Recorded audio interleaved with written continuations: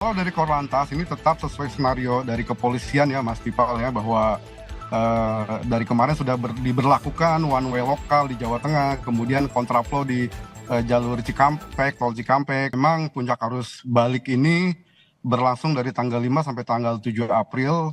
Untuk jalur darat misalnya di Trans Jawa tanggal 6 April ini akan menjadi puncak arus balik Mas Tipal.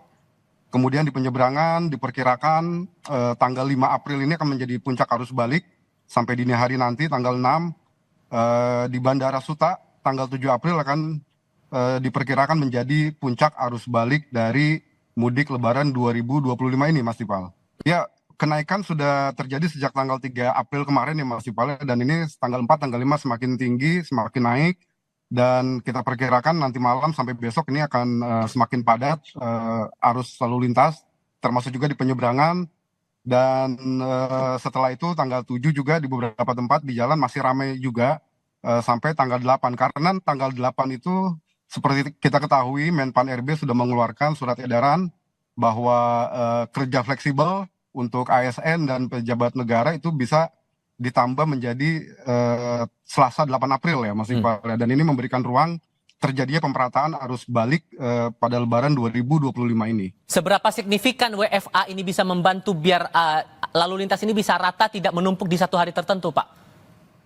Ya, kalau kita belajar dari arus mudik kemarin, alhamdulillah berjalan lancar dan WFA memberikan dampak positif juga terhadap pemerataan para pemudik yang kembali ke kampung halamannya, mulai dari mereka membawa kendaraan pribadi, naik kereta maupun naik transportasi umum lainnya. Dan itu kita punya statistik yang memang memperlihatkan bahwa pemerataan berlangsung, dan dengan adanya WFA setelah hari H Lebaran ini, kita berharap juga pemerataan akan terjadi juga, dan tetap memang perhitungan kita 5-7 ini tetap menjadi puncak arus mudik. Cuma kita berharap dengan adanya perpanjangan WFA ini sampai tanggal 8 April, pemerataan bisa terjadi juga Mas Iqbal, dan ini kita percaya bisa terjadi karena banyak masyarakat juga yang masih ingin menikmati Lebaran di kampung halaman juga ya Mas Iqbal ya. Termasuk juga masih dalam masa cuti, ada kemungkinan kegiatan wisata masih terjadi, sehingga dengan membaca pola yang ada sekarang,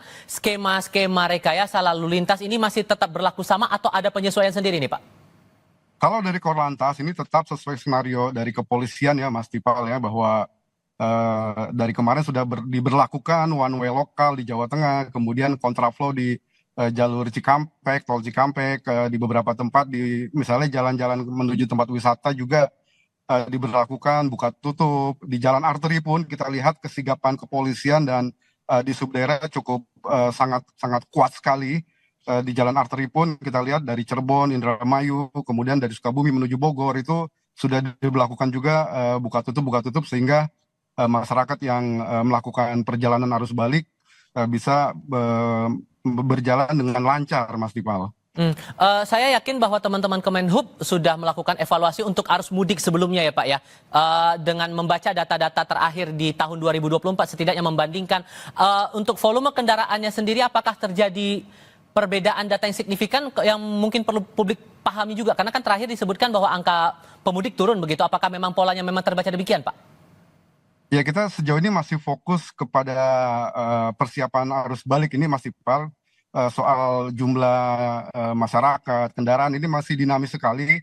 Kita tunggu saja sampai nanti selesainya arus balik ini, karena dari Kementerian Perhubungan, dari Menteri Perhubungan, Pak Dudi Purwagandi, Kapolri, Korlantas, dan semuanya, kita benar-benar sedang menyiapkan bagaimana arus balik ini bisa berjalan lancar dan masyarakat bisa kembali dengan selamat, Mas Dipal. Jadi untuk hal-hal ini nanti mungkin setelah semua proses ini selesai, baru kelihatan ya Mas Dipal ya.